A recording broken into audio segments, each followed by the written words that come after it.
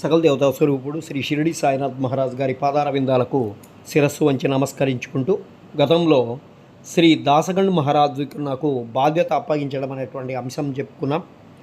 1912 నుండి ఈ ఉత్సవం రాను రాను వృద్ధి పొందుతూ ఉండేది.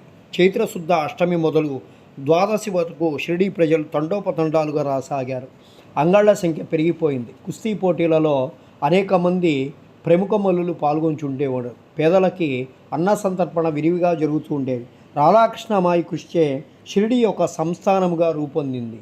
వివిధ రకాలైనటువంటి హంగులు అలంకరణలు పెరిగిపోయినవి. అలంకరింపబడినటువంటి గుర్రం, పల్లకి, రథము, పాత్రలు, వెండి సామానులు, బాల్టీలు, వంట పాత్రలు, పటములు, నిలువుటద్దములు మొదలైనవి బహుకరించబడేవి. ఉత్సవానికి ఏనుగులు కూడా వచ్చేవి. ఇవన్నీ ఎన్ని హెచ్చించినప్పటికీ సాయిబాబా వీరిని ఏమాత్రము లెక్క పెట్టేవారు. యథావిధిగా నిరాడంబరంగా ఉండేవారు.